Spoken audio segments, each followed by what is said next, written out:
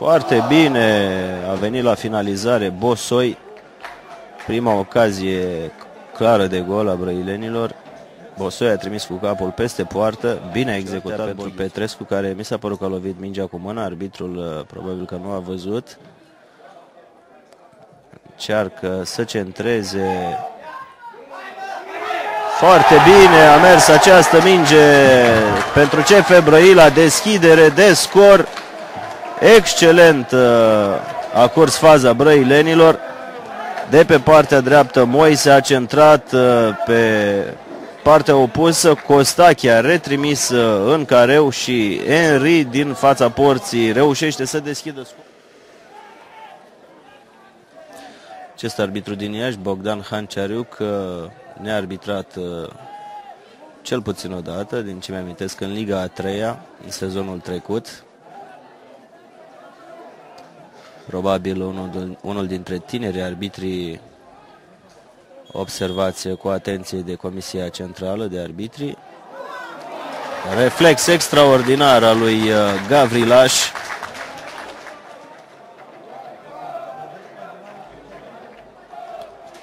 Spectatorii brăileni de la una dintre peluze, care formează un mic grup numit Galerie, scandează România, România, cu gândul la meciul din această seară dintre Bosnia și România.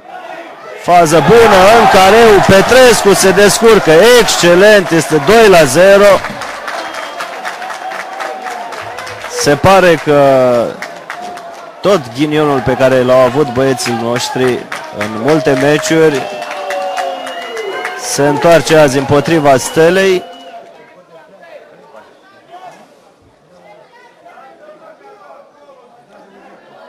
Foarte bine se descurcă Costache, trimite o diagonală în careu pentru Petrescu, pune piciorul Petrescu, s-a repliat bine Filip, a încercat un șut. O mai mare prezență pe flancul drept a acțiunilor echipei sale, avându-l pe acest jucător Emegara, care se află acum la minge.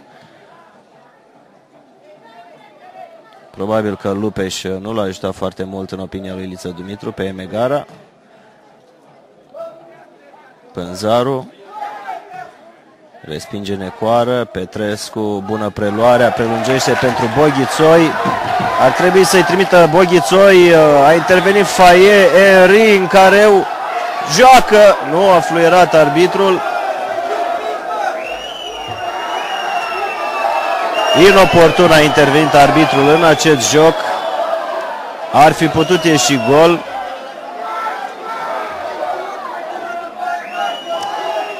Dat un cartonaș galben Bogdan Hanciariuc lui Faie pentru că a jucat mingea cu mâna, însă ar fi trebuit să lase avantajul pentru că mingea ajunsese la Henry.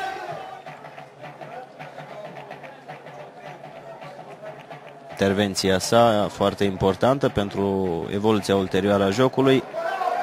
Iată o minge care îl pune în dificultate pe Măcelaru, trimisă de Bosoi. O minge căzută sub transversală. A pierdut rusul mingea. Henry. Petrescu foarte bine. Petrescu intră în careu. Petrescu șutează la colțul scurt. Prima ocazie importantă din cea de-a doua repriză pentru CF. Ndicve lovește mingea și este lovitură de pedeapsă. Un picior pus în fața portarului de către Ndicve. Suntem trecuți de jumătatea reprizei secunde. CF Brăila în fața celui de-al treilea gol.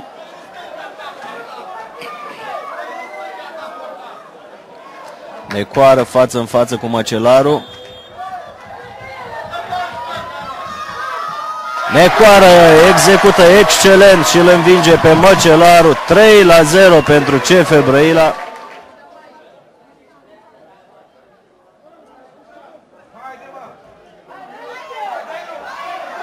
Ndicve. Partea stângă era liber Costache și acum este tot liber, dar cine să-l vadă? L-a văzut până la urmă Boghițoi. Dacă ar fi luat mai mult efect mingea, ar fi ajuns în condiții mai bune la Costache. A reluat mijlocașul nostru stânga cu capul, însă pe lângă poarta lui Măcelaru.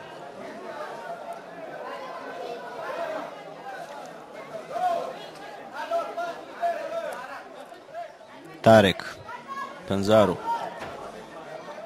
Frumoasă pața lui Boghițoi, Emegara își face mingea pe piciorul drept, un șut puternic și lovitură de la colțul terenului.